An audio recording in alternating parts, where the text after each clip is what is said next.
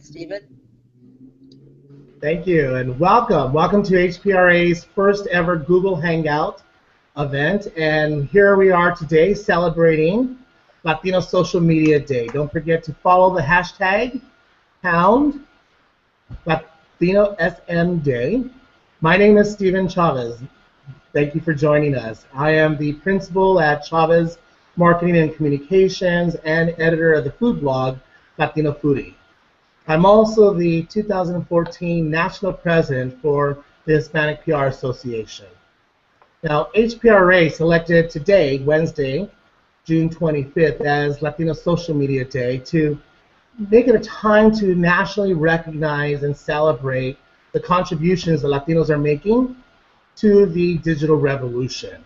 As most of you know, Latinos are probably one of the most active groups online and social media today, and we wanted to showcase to brands and to marketers and PR professionals just exactly how we are making contributions.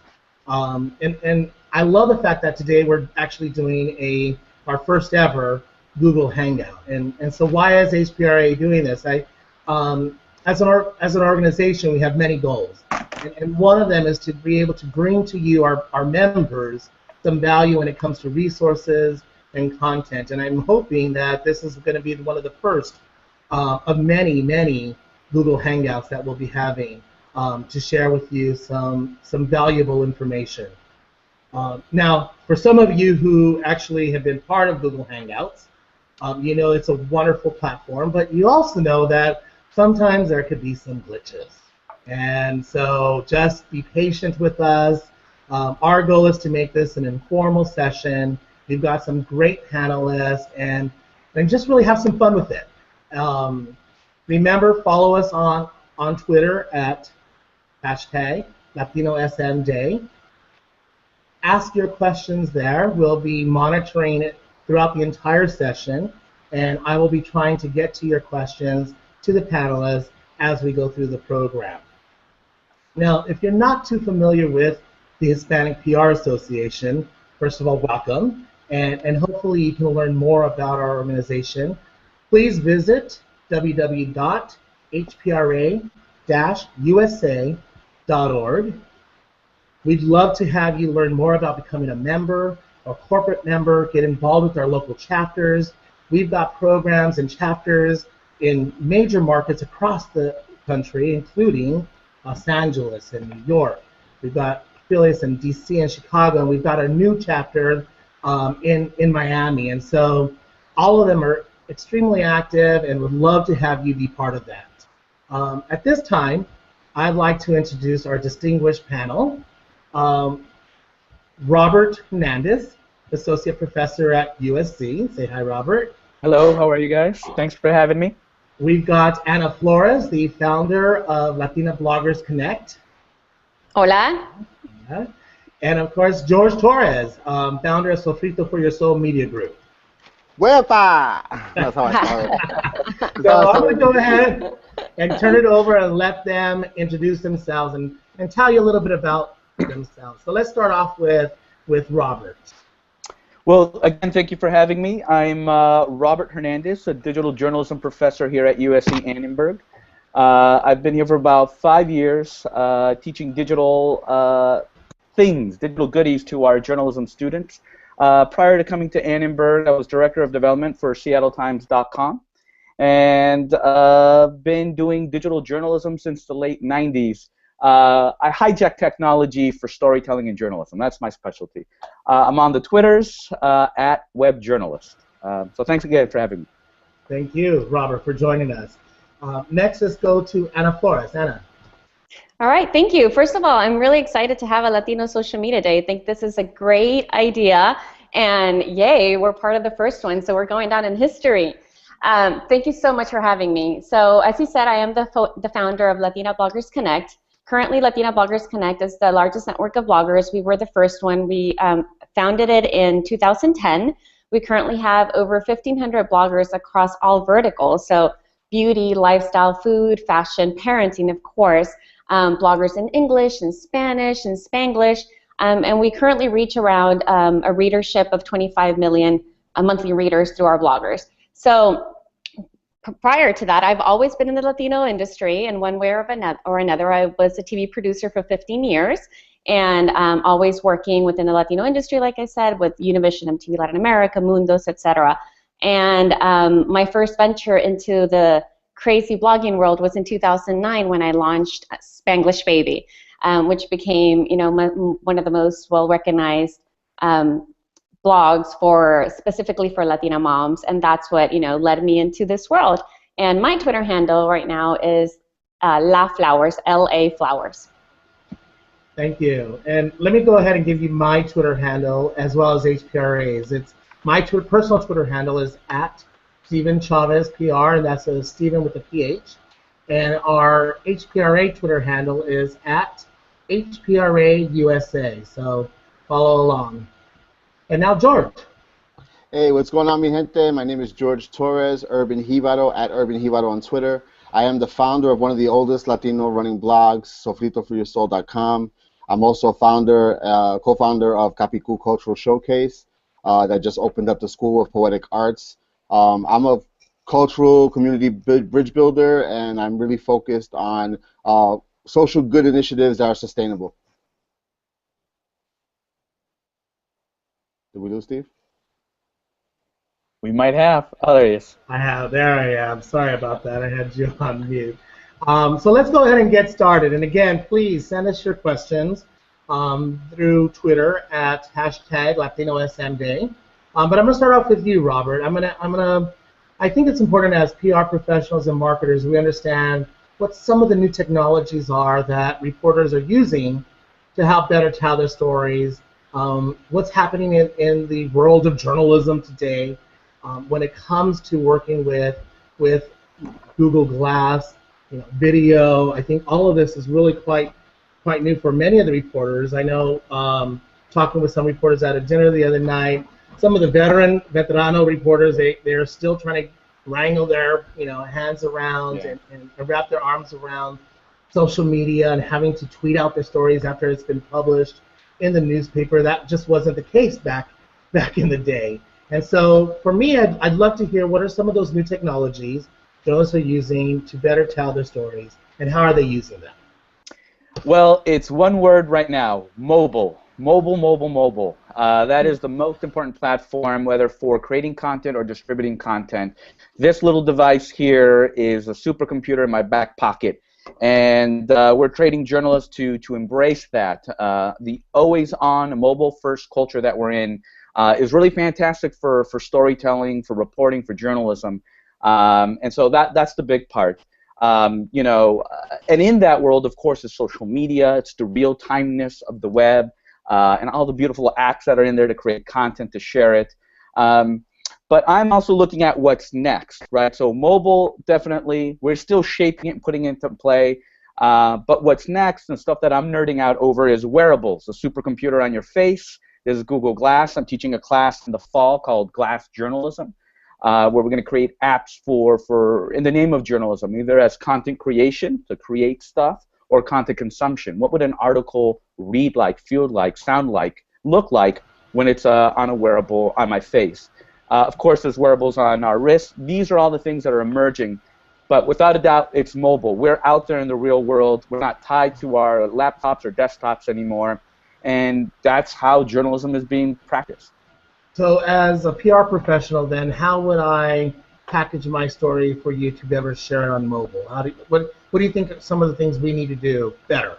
Sure. Well, okay, first I'm going to tell you the dirty little secret that you guys should already know. You don't need us, right? If you haven't heard that before, I'm okay saying that. What technology has done is give voice to the voiceless, and you can give your own voice to your clients or communities that need it. Right, so that's one. You don't have to be dependent on us, right? You can start going out there. The other pro tip I would give you is don't talk about your product, talk about your community. And those communities coming together, that's where the news happens. That's where journalism comes into play to say, hey, did you see this thing? This is what's happening. But journalists want to be informed, and you can help them be informed with hashtags and things like that. They're very traditional elements for a story. It's been a while. It's been 5 years since I've been in the newsroom, so I'm going to say this rule still applies. I don't want someone to give me, here are all the ingredients, here's the copy, please run it. That never works. But if you're turning me on into trends or visualizing things, right? So if you can tell me the story of your community by the numbers, that makes for a great graphic. And that also gets my attention a lot quicker. Got it. Thank you. I'd love to hear now from George, if we can switch over to what are you seeing happening when it comes to Latinos in social media around nonprofit grassroots movements across the country? Well, I guess first of all, let me say thank you so much for having this forum, because I remember when there was only 5 bloggers. So to have something like this, that we have a significant presence online to be able to watch and have an audience, is awesome. I would say that with nonprofits, what we're seeing right now is a lot of organizations struggling on how to find their voice online.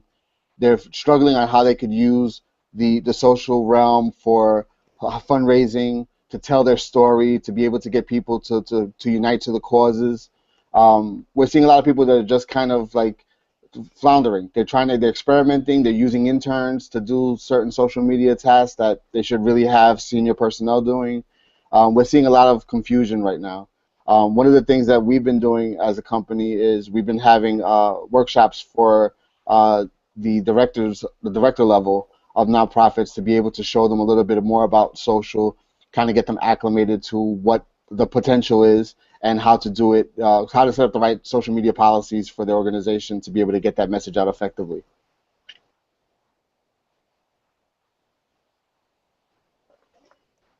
Your mic.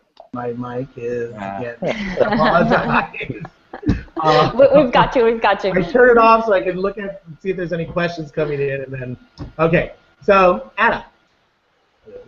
Steven.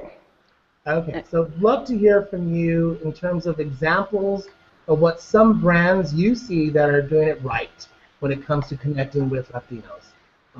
If you've got any examples of one or two brands that you think, you know what, they got it, they understand it, and why do they have that? I mean, what are they doing that's unique, creative, innovative, etc.?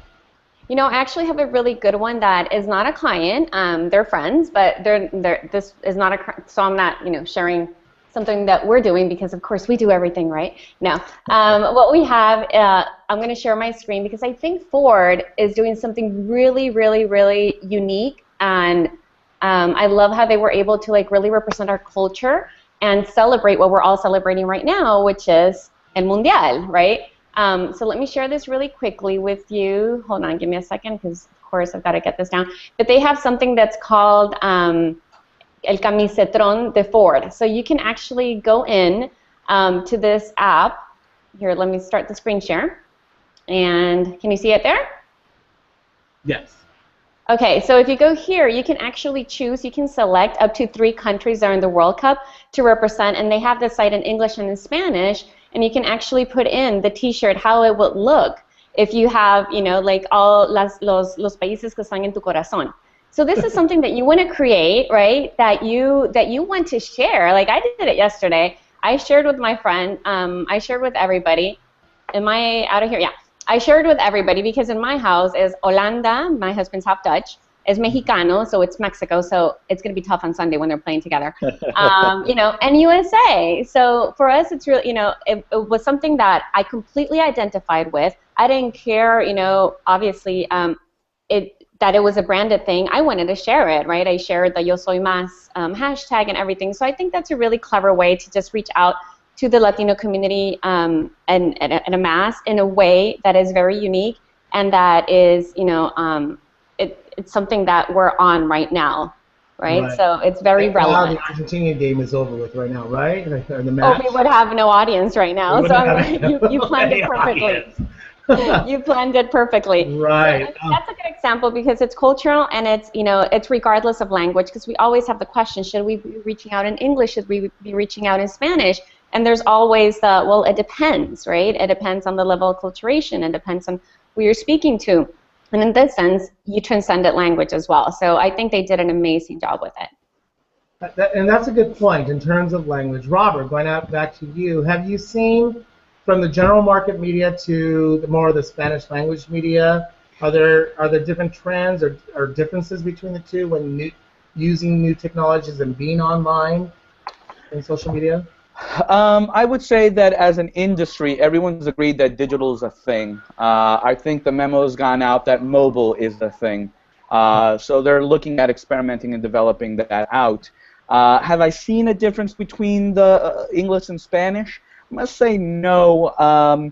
Uh, Historically, Spanish language or ethnic media has been a little bit slower to adopt to technology, mainly because the readers are still very traditional to a certain extent. But we know that Latinos are, out of all the communities out there, the demographics, Latinos are more mobile than anybody else. Right? We've adopted mobile more than any other community. So that's a sign that people are, if they're smart, they're picking up on that. What journalists are you seeing out there that are really doing a good job out? I see Pilar, for example, here in Los Angeles. Sure. You have Pilar Moreno, who's Yeah. with La Piñon. I see her all the time on Facebook, really engaging around the immigration issue. And this is open to the entire panel. Are you seeing any journalists or Spanish language media folks, Hispanic journalists who are really out there doing it right that we can start following? I would say the guy I always think of, and he's a friend too, is Macalo Medina at NBCLA. If you follow Macalo on Facebook as a friend, you get all his news all the time. He's Instagramming. He's just of the web, and it's just part of who he is, which enforces his brand. I think that's the guy I always think of. And I'm going to do a shameless plug for the HPRA Los Angeles event tonight. So join us at the LA Brewing Company tonight at 6:30, where Mikalo will actually be there as our moderator for tonight, and have some brews and have some fun. Yeah. What about you, Anna? Have you seen anyone out there that you really follow in terms of Hispanic journalists? I was on mute too. I love Maria Hinojosa and the whole, the whole NPR and Latino USA team. I think that what they do is always very clever. Actually, NPR launched, I think it was last year, the Code Switch blog. I don't know if you're following that as well, but they always have some really relevant stories on culture, and not just Latino. It's just multicultural. Their stories are about culture, diversity, and race. And I think they're doing a great job with that. I really love everything they do on social media.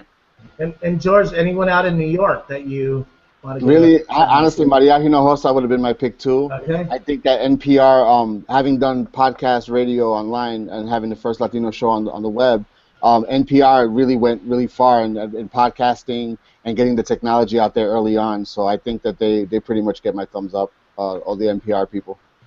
Great team over there. Cool.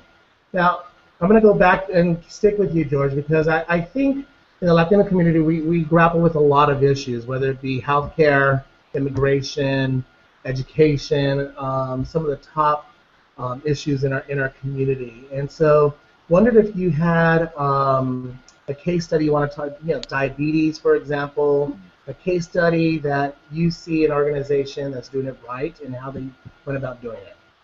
Well, I mean, American Diabetes Association is really making some great strides. Last year, we participated. We conceived a project for them called Por Tu Familia, where we reached out and we started just tweeting out facts about diabetes, things that people didn't really know, dispelling some myths and things of that nature. And what ended up happening almost instantly was that people started grasping onto the idea of sharing information. And we had like this whole postcard campaign where people started making Por Tu Familia signs. We had celebrities involved, like the Rosario Dawson. We had like this NASCAR race driver jump in on it. So, I mean, it was just something that people identified with because we all know somebody who's suffering from diabetes in our families. I mean, it hits Latinos in a different way than other ethnicities and races. So that was really big because you could see that people were sharing very personal moments in their family. They were sharing thoughts of memorials of loved ones. They were sharing how many people in their family were affected by it and how they were affected. I mean, it was just a really touching project. The project reached way over like 20 million impressions in a span of like a month.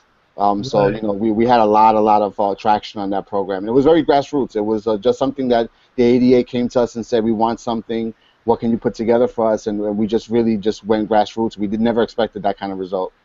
Now tell me, if there's a brand out there, a company who wants to connect and do some cause-related marketing around an issue and partner with, let's say, the American Diabetes Association or another organization that is working really at the grassroots level in the Latino community, how would you recommend, what should they start doing now in order to prepare to go out and be part of the social online movement I, behind their I, organization?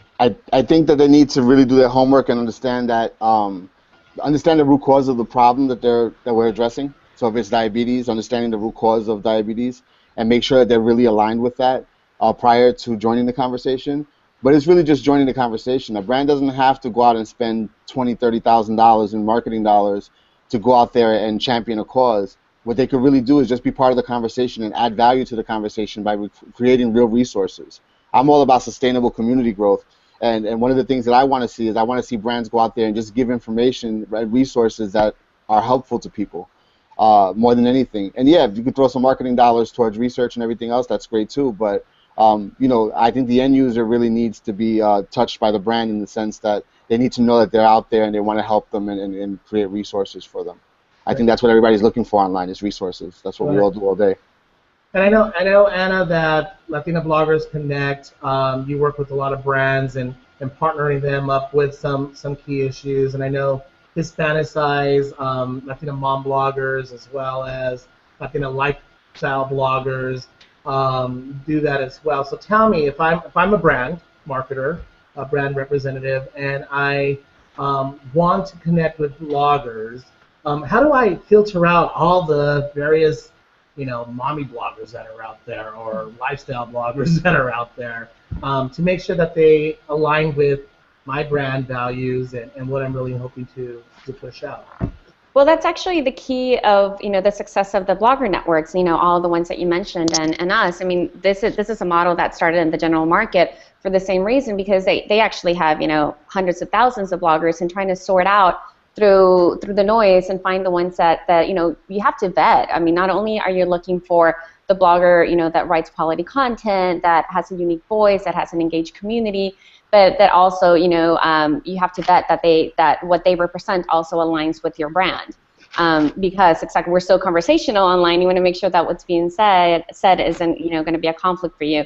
So that's what we do. That's really what all the networks do. We have, especially, in Latina Bloggers Connect, I can say that we are all bloggers, right? It's a bloggers for bloggers connecting brands, and we most of the networks, we have that relationship with the bloggers, and we know right away we can help you. What would take an agency with a team of interns or assistants, trying to create a list of the best bloggers to reach out for a certain campaign. That's something that we can make happen within hours. So that's really what we're set up to do. Okay, great. We've got our first question from the audience that I'd love to be able to read out. And again, if you have a question, go onto Twitter. We're monitoring it at #LatinoSNDay. It's from Ed Conexion for the panel. At Ford rocked #FIFA game. What can startups, young businesses complete with no budgets? Probably compete. Compete with no budgets? Yeah. Without budget. So Okay. wait. Okay, so I'm going to rephrase it, Ed Conexion. So Ford rocked FIFA game. What can startups and young businesses do to compete without any budgets? If I'm a small business or a startup, what could I start doing now? And I'll take that one first. I think that when you're starting out with first of all, understand social media is not free. You really need to have allocate the same type of budgeting that you would for regular marketing in this day and age. But if you really had no budget, you better be a very passionate entrepreneur. You better have really great employees that really feel your brand and they really want to go out there and promote the brand to start with. But eventually, you're going to have to look into allocating dollars in that direction because you want the right people actually representing your brand. You want to make sure you have the right people in that place of talking to your customers and your potential customers. So I think that you really want to make sure that you allocate the right budget when the time is right. But right in the beginning, you just need to be very passionate and just share behind the scenes of what you're doing and start the conversation and then eventually evolve it. Great. Anna, do you have any other Yeah, input? and I completely agree with George. I mean, this is something that you have to allocate a budget like any other marketing, advertising, or even PR strategy you're going to have. But working with bloggers can be a very effective and low budget way to do it. And you can actually start without a budget, and just by listening, by having really clear strategies and listening online, listening on Twitter, and finding the correct, spending the time to find the correct bloggers that are probably aligned or already talking about what you're talking or passionate. Let's say, as an example, for Spanglish Baby, I didn't charge for products that I was going to review that were an exact fit, were a resource and editorial content for my audience. So if you came to me with a new bilingual app, or if you came to me with the latest, you're a band that creates music for kids in Spanish or a curriculum, etc., I was going to be more than happy to help you out because you were helping me and I was providing an excellent resource to my readers, that's what they're there for. So spend the time finding those bloggers that will find value in what you have to offer, and you can create a really good relationship with them and have them help you out in sharing. Just don't give specifics. Once you give a blogger a specific, I want you to do this and share that and do this link and do it 5 times and do a giveaway and blah, blah, blah, and I want you to redo the post because what you said isn't completely positive, then you're going to have to pay. Highly unethical, by the way. But. Yeah. Yes, but we see it done a lot. So. And Robert, I'd love to hear your perspective about the blogosphere. Obviously, when you're talking with friends in the media, they have some strong opinions about bloggers who are saying they are members of the media, they are journalists. I think there's this whole debate around citizen journalism, but particularly with the bloggers because they are getting some paid for play kind of thing. What are you hearing in your media circles? It's a debate that I don't want to acknowledge anymore of who's a journalist and this, that, and the other, and it comes down to credibility, right? I teach here at a wonderful school, but you don't need a certificate, a degree from USC to practice kick-ass journalism. You're going to be, ahead of the curve if you come here through the network and through the skills that we teach you. But that's not required to be a reporter. Anybody could do journalism and tell stories. It's that credibility that matters, and part of that credibility is your ethics, right? If it finds out that you're the pay-for-play type of person, I know now everything that you write about was bought and paid for by somebody else. Now, you have to make a living too, so transparency is the new objectivity is one thing that a couple of folks have talked about. And, man, I understand you need to get paid, so newsrooms are doing this as well. Native sponsored ads, right? Sponsored content, where an advertiser is paying for access to a topic, or I have a brand that's about luxury. Well, you write about luxury, and then therefore our brand is associated with that content. There's a way of doing it. The industry is trying to figure that out, but transparency, being clear, that is the most essential part. The moment I feel like you ripped me off for some money, that's the moment I don't trust you anymore. Absolutely. I agree with that 100%. I think that there's a program that we just worked on recently with Toyota, Vayamos Juntos, Being Latino and Sofrito for Your Soul teamed up, and we did some cultural vignette videos that just talked about culture and exploring neighborhoods and cooking healthy, and and that was something that obviously it was sponsored by a brand, but it really had everything to do with the community and just helping people and understand cultural differences, highlighting some places in New York that were awesome, and talking about healthy eating, which is a big topic online these days. So there's a very distinct way that you can handle that and still add value to the community without just coming out there and saying buy Toyota cars, so to speak. That is a big thing. That's a big thing. Just be genuine. Like, people ask me, like, how do I get 10,000 followers? Just be who you are. Have something to say. If you read something, you consume something that excites you, share it and say why you like it. Being on the journalism side, my advice to the news industry, there's a fantastic relationship between advertisers and editorial, and it's just like Anna said. The advertiser shouldn't say, "I'm giving you this money so you do it this exact way." It should be like, how can we better enrich our community with your product, that funds our product, which is journalism, in an ethical, clear way. And it's really coming down to being genuine. Offer something that's relevant, man. Don't just tell me where to buy your product. Tell me how I can better my life. And if I your love product your is great. I love Robert's energy. I have to say. I'll just add to that. I mean, I think blogging is a whole new medium, and we just need to, start recognizing it as such. The problem is that there is no, school of blogging. There is schools of social media, but I think this is definitely it's a whole different beast. There's journalists that are bloggers, but really there's no bloggers that are journalists unless you went to J school. Period. I mean, you can call yourself a member of the media. You are a member of the media. No, Robert. Robert's like, I don't want to get into the debate. Yeah. He's dancing. He's like, wait. There are bloggers that are journalists, there are journalists that are bloggers, and there are both that don't want to be identified as either. Yeah. So Wow. we're content creators. Exactly. And what is your goal? Is your goal to sell products and review products? That's totally fine as long as you're transparent. Is your goal to just inform your community, to tell the stories about your neighborhood? You don't have to go to J school or to USC to do that. Anybody can do that. I think it's a matter of, like journalists actually spend so much time and money, et cetera, in getting that title that, you can understand why it's a sensitive issue. For some, yeah. But again, I just think that we are a different medium. We are a different medium. The role search is being created, especially in the Latino, social media space. This is all very new, right? This is an excellent opportunity to start creating that code of ethics, to start creating, that integrity model, and how we work, the transparency that we bring to the table. I can say that, as the blogging community, the Latina blogging community, the general market blogging community, we are so strict with the FTC guidelines, and I haven't seen that level of transparency in a lot of other mediums, with disclosing on top and making sure that our tweets say ad or sponsored or endorsed, and we educate ourselves in that. So yeah, I just think it's sad. It's a completely different beast.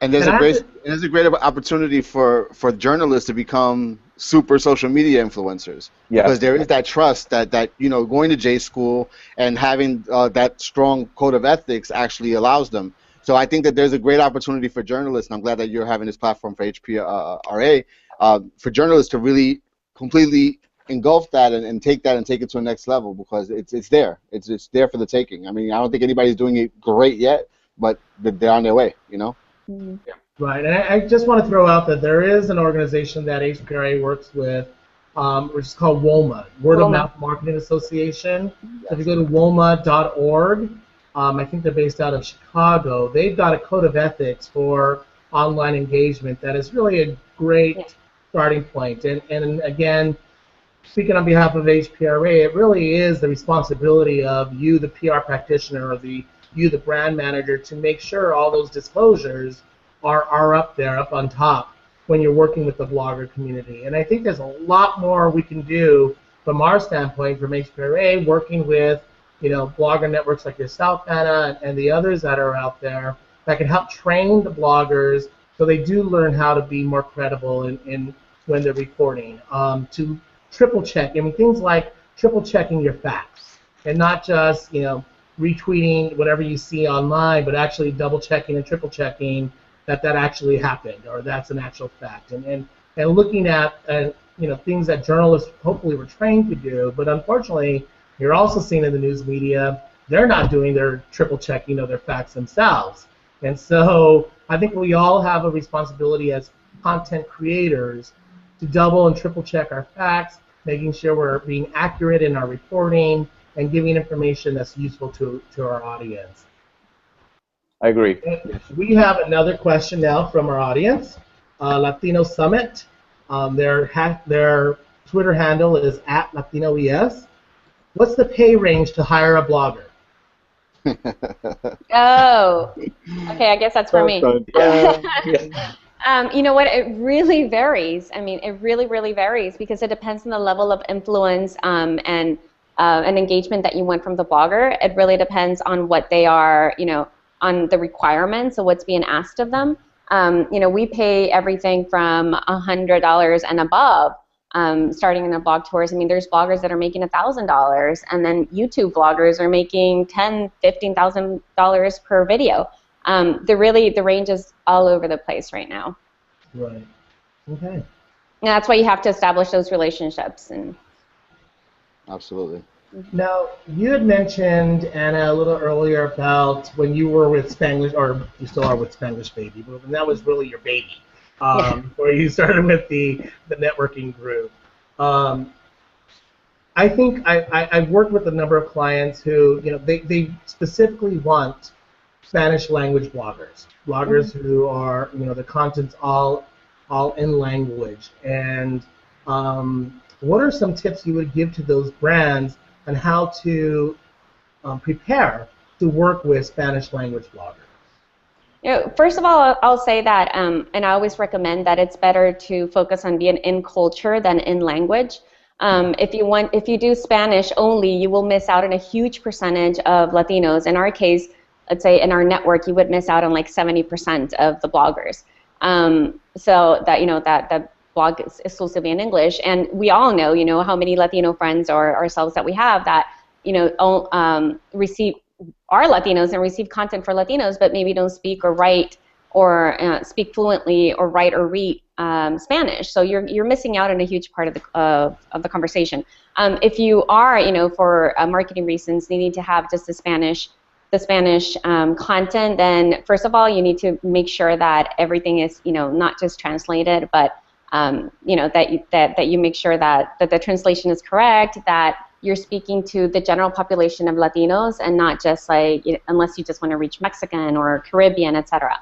That you really focus that, and that your whole strategy, social media as well, Facebook, Twitter, etc., is done in Spanish. As you know, Spanglish Baby was in English, and we always thought, if you're promoting Spanish, why is your content in English? And it was because we wanted to reach the largest amount of the population, but at the same time, if people left us comments in Spanish, we were able to respond in Spanish. Right. So I think it's just being able to have the flexibility to go either way and just really speak to the culture. Actually, I'm sorry. Go ahead. Go ahead. Okay, so what she's saying is 100% true. I think that language is huge. Unfortunately, Sofrito for Your Soul has never been asked to do anything in Spanish. We cater to that second, third generation Latino here in the United States. But just to give you another example of how somebody who could put out really quality Latino content at the same time tap into the English language market and just completely dominate, BuzzFeed. Adrian Carrasquillo does a great job of just really putting out quality content, but it speaks to the Latinos that are very social right now, second, third generation Latino. I think that the Spanish language Latinos are kind of getting involved in micro communities, just like Viber and WhatsApp. They're kind of creating their own social networks in mobile, which is something that Robert spoke about earlier. So I think it's a bit different. I don't think there's any kind of mass medium that reaches all the Spanish speakers on one. I think Univision does an okay job with it. They're kind of the predecessors of the hashtag. They created the Uniclave like 20 years ago, and they've been using that, and that's kind of like the predecessor for the hashtag. But I think that that it's really hard to reach all Latinos because we're just not one culture. We're just not one. We don't have the same. It's just not the same. It's not. It's not and I think that's interesting, because I know when we were doing traditional media relations, when you're working with journalists, we'd oftentimes fragment the media when it comes to this is really more a Puerto Rican campaign versus a very Mexican regional campaign. And so we were able to segment by markets. With the internet, that kind of, because you're, as a Latino foodie blogger, I see, people reading my blog from all over the country, all over the world. How do you work? If I'm a marketer and I want to really target the Cuban community or the Dominican community, what would you recommend? How do I even begin approaching that? Or is it even possible? You have to do your homework. I mean, I'll give you an example. I worked for a bakery in Chicago that had spent $20,000-$30,000 on a marketing firm to come up with a campaign, and the campaign was called Quiero Bizcocho. Now, Humboldt Park in Chicago is a predominantly Puerto Rican neighborhood for many years, but now there's a whole bunch of Mexicans, Central and South Americans coming into the community, and that doesn't mean the same thing. to them. You know, it's the language is different, and it sounds harmless, but it could do the you know, I came in, and when we evaluated that, we saved the brand from a big embarrassing faux Oh pas, yeah. so to speak. You know, Oh yeah, so there's some not over keywords well. there. Some Yeah, keywords there that don't translate well in different Spanish countries. I would say I have another, and it's fascinating that it's another car example, but it's Toyota and the Somos Muchos Latinos. I think that's like a 4-year-old campaign. And I loved how they did that because they were spoken to the Latino community in general, but at the same time allowing you to be nationalistic, you know, to have national pride of your own. So you could get your own, like, soy del Salvador, you know, soy dominicano, soy blah, blah. You got your bumper sticker to put in your car so you could celebrate your culture, but at the same time, somos muchos Latinos. Right, so exactly. You're reaching us all, and then you're segmenting and marketing it. That's one of the most clever campaigns I've seen to reach Latinos as a whole. And using, you know, it was in culture, it was still English, Spanish, using key phrases. Like, that's why I love Spanglish. You can do the somos Latinos, somos muchos Latinos, and anybody can understand that, right? Right. Are there any other cultural cues that people can use when you're online to sort of reach out? I mean, what are some other things that you're seeing brands doing to sort of give a nod to, you know, yes, I'm talking to you. I mean, we were talking about earlier on Facebook with some friends about some of the commercials that are way over the top, like, okay, we get you're talking to us in terms of the community, because they're so blatantly kind of, you know, like, okay, and it's almost over the line. So what are, I guess, better question, what are some things that you shouldn't do if you're a brand while reaching out to the Latino community? Oh man, stereotypes. Don't put on a sombrero and say I'm lazy and get drunk. And that goes to news channels that did that, right? And NHA took a stand on that. The National Association of Hispanic Journalists put out a message on that. I'm not going to acknowledge that station, but don't do that. Don't talk down to us. We're not all Mexican. We're not all Puerto Rican. We don't all speak Spanish. I will say, as a consumer of the World Cup, and I've been watching that nonstop, I have to say, and this is weird for me to say, that the commercials have been pretty good.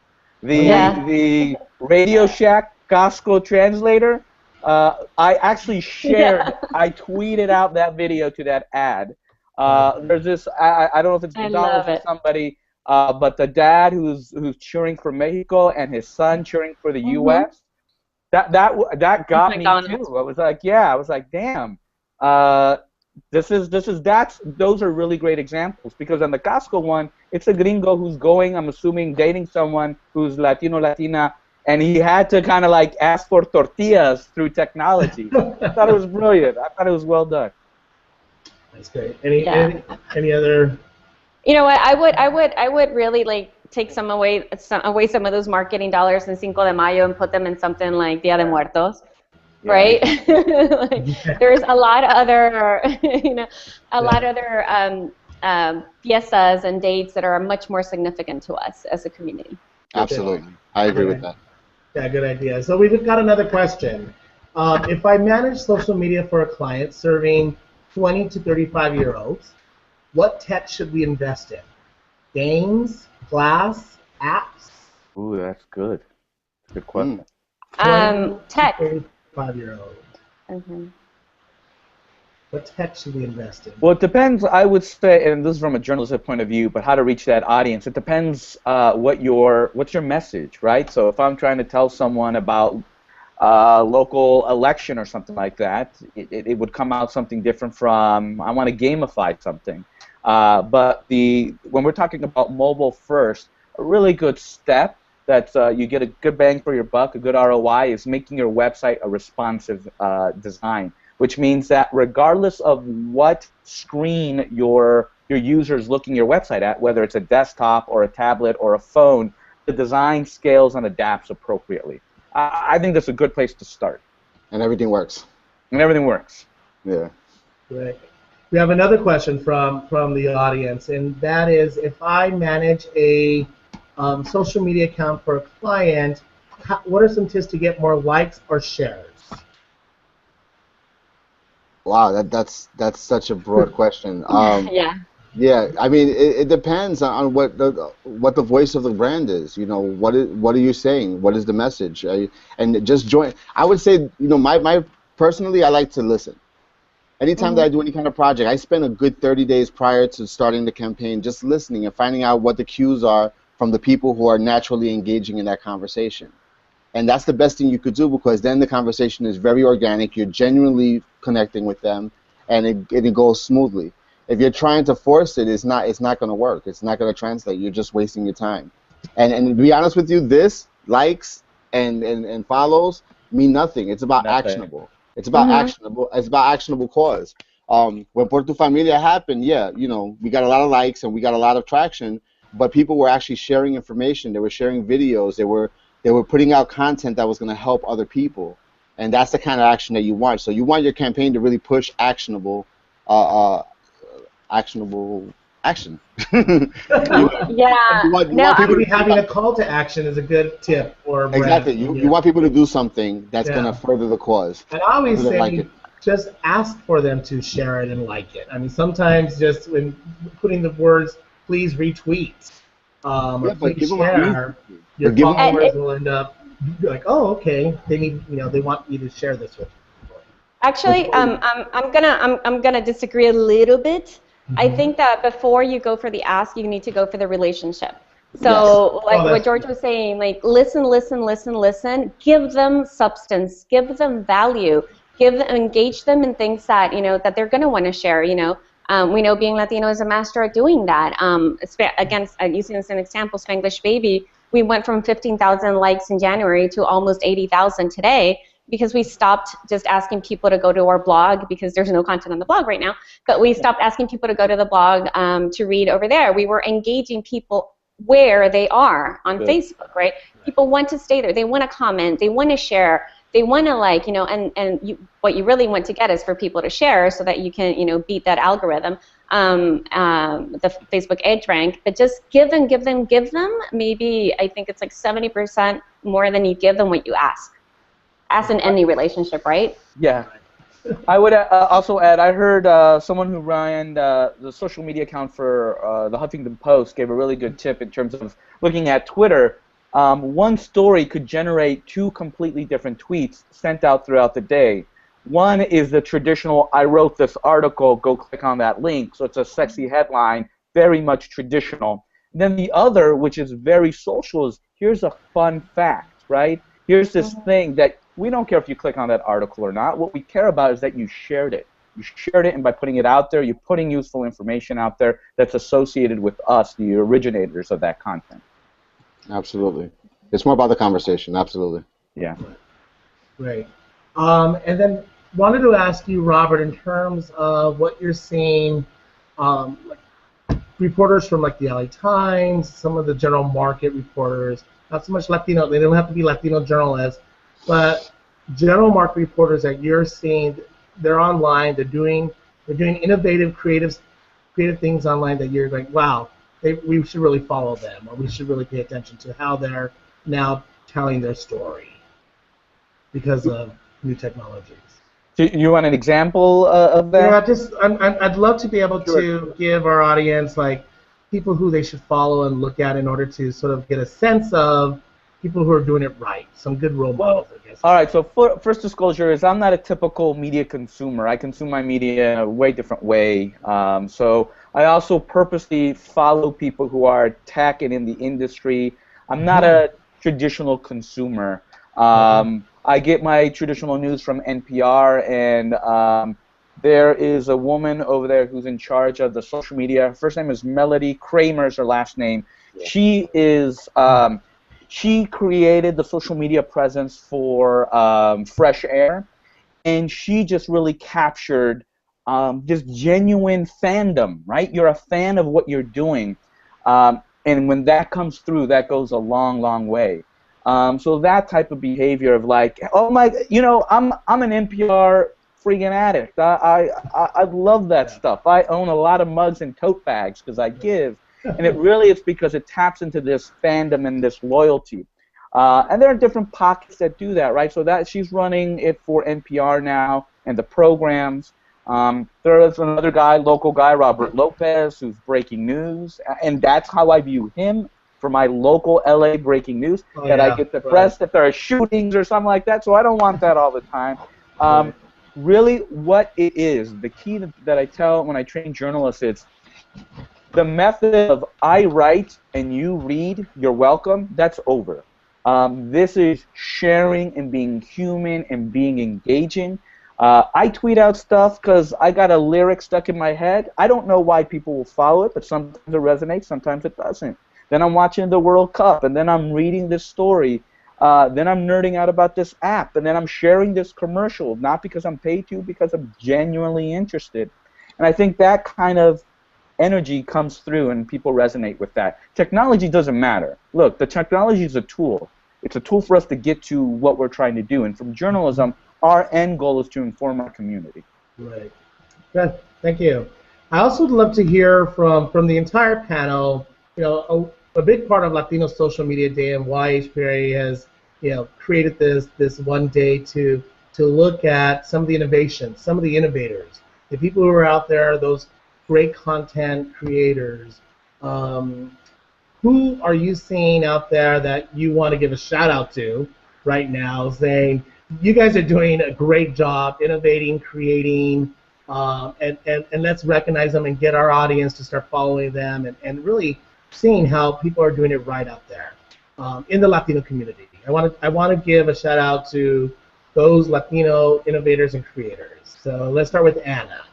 Anna? Oh gosh, there's so many. I know, just a few so people can sort of write them down and I'm going to go with my gut. When you were saying that, the first person that came to mind, and we probably all know really well, is Katy Cano Murillo, the crafty chica. Katy is a powerhouse in the Latino world. I mean, and she doesn't have, again, it's not in Spanish, she's in English, but everything she does, her culture comes through, right? In her crafts, in her books, in her writing, in her photography, her videos, everything. And she is true to herself. She's true to her voice, right? She's got one niche, and she stays true to that niche. She continues to grow by exploring, and adapting to the different, to the different channels that we have right now to share content and to create content. So she's creating content on video, on books. She has something like 9 books through her blog. Doing sponsored work, but all of her sponsored work is relevant. She creates a craft, so she's still giving back to her community. She has e-courses, so she's giving back. She's teaching how to become like her. She's teaching social media tips. She has the Crafty Cruise, which I think she did for like 8 years, and I think this was her last year. What's a Crafty Cruise? Oh, so you would go on a cruise with Crafty Chica, and you would create crafts during the whole cruise. And learn, and learn how to promote yourself. So she's giving back to her community. So I can't celebrate her enough. It sounds like she was online, but also is taking her activities offline as well. So she's bringing what she's doing to life. Exactly. To experience. Okay. And George, who would you like to give shout outs to? You know what? You better not forget anyone. You're gonna get in trouble. I know. But you know what? I'm gonna go from the top down. I know Kathy. I know Katy Cano Murillo for many years. I just tweeted out a book that she gave me like 12 years ago when we met on AOL. So yeah, definitely a great young lady. But I want to talk a little bit about maybe like platforms that actually develop bloggers. Similar to what Anna does. Hispanicize, I think, does a great job of recognizing social influencers and getting them ready for the next level of their business. So I think Hispanicize, to me, is just the epitome of development, of content development, of conferences, everything that a blogger could aspire to, they could find at Hispanicize, and the other networks that are there. Everybody's there. But I think it's all about development. And developing the bloggers and helping them find their voice and connecting them with the brands, and all of that is really, really key. So that would be my biggest shout out right now. Right, and Robert, especially with the Positive Impact Awards. I mean, that was the Positive Impact Awards telling the stories like Robert was saying before about communities that don't get a chance to get on the 6 o'clock news. That was really, really big. So 20 people across the country doing real things in the community that nobody gets to see and putting them on a national stage. That to me is big. Okay, thank you. And Robert, anyone else you wanted to give a shout out to? You know, I was trying to find the names of some in particular, but really, really, really, they're coming. They're starting to burst a little bit more. But I have to give a shout out to Fusion, the joint venture between Univision and ABC. They've Yeah. made some interesting hires. I have some friends that work there, and there was this poster right in the newsroom that just said, we are bilingual, we are this, we are," and it just was like, that is exactly the tone you need to take when you're starting an organization. We are Fusion. This is Fusion. That tone, we are Latino. And it's who I am, but it doesn't define solely what I am. I think they're taking a really interesting approach, and they're something to watch. I agree. Yeah, definitely. I'd love to hear from each of you as well. Now we've got like a couple minutes left. What's next? Where do we need to go as a community, online, you know, part of this digital revolution? Where do you see we need to go? What do we need to do to make this happen, to get to the next level? Let's go with Anna. I can jump in, or Robert, go for it. all right. So we need participation, right? There's a lot of people that don't think we're a market or a coding Latinas in STEM or something like that. Which there's a nonprofit called Latinas in STEM. You should support them. Okay. But we are very present in all these types of things. We need to make sure our voices are being heard. So when someone says, you know what, you need to reach out to this community, it's a vibrant, active community. Statistics alone, clearly, evidence alone, clearly, trends alone, clearly has not been enough. So we have to make sure we're telling our stories and are actively participating and having a stronger voice and a stronger presence. And then as a nerd, while I support mobile, I'm already eyeing the next things that are out there. This thing about wearables is not something from a sci-fi movie. So that customizing to serve me and my needs, my niche in real time, that's coming real fast. So start thinking about your content in that way. How do I serve my community with these wearables?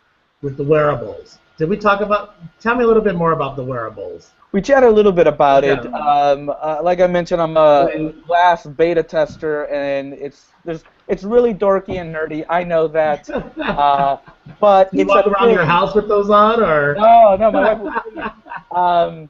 No, but it's this thing, right? So a lot of people think, you know, wearables. It's like the Segway, right? It has this big buzz, and it's going to go away. I will tell you, wearables right now are just like when phones started to come out. You guys remember Gordon Gekko in Wall Street, or Zach Morris from Saved by the Bell, that brick phone? We thought only yuppies have those phones. You had a pager. Remember that? You had a pager. What are you, a drug dealer? Right? It had all these perceptions. But all of a sudden, it was undeniable the convenience for it. This social contract, this social perception, it's going to change because the convenience that I found with wearables, even the ones on my face, it's pretty compelling. Just gonna be, it's got to look like my glasses, not like a cyborg. Thing on it. Right. Not the big thing, right? Right. And so, George, Anna, what's next for the Latino community when it comes to online engagement? Where do we need to go?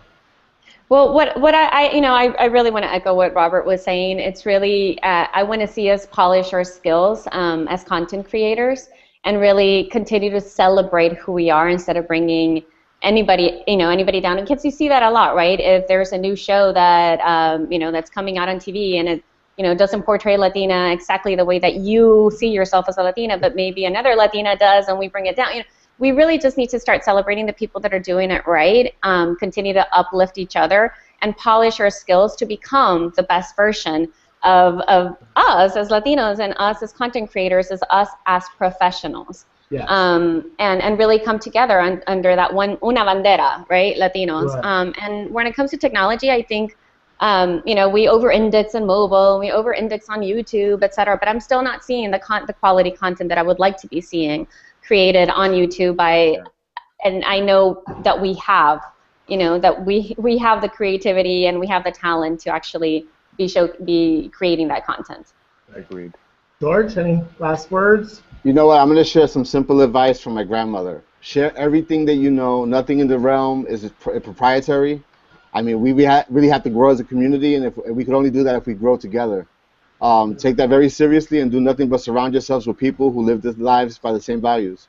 Yeah. Just always be surrounded by people who really feel as passionate as you do about community, culture, and again, everything that they said. I mean, it's all about community. It's all about adding value, and as long as you share everything that you know, we could all grow together. And I think we all have, I mean, there's room for everyone at this table. I think, if we can support each other through these kinds of Google Hangouts, through networking, the conferences that are out there, let's realize that there's room for everyone. Donde come uno, come 10. And so I just want to thank you all. It's now 12 o'clock here in California anyway. So I want to thank you, Robert, George, and Anna, for your time, for your insights, for just being here with us, Hispanic PR Association. And again, you want to learn more about HPRA, go to www.hpra-usa.org. We're going to continue to be talking online at the Twitter hashtag LatinoSN Day. We'd love to hear from all of you about what you guys are doing in terms of innovation, creation, giving shout outs to people, whether it be bloggers or content creators or companies that are doing it right. Share case studies with people. We want this to be a full day of robust conversation and engagement. And so we look forward to hearing more from all of you, and we look really forward to having more of these Google Hangouts from HPRA. Thank you. Thank you. Thank you. Bye. Bye-bye.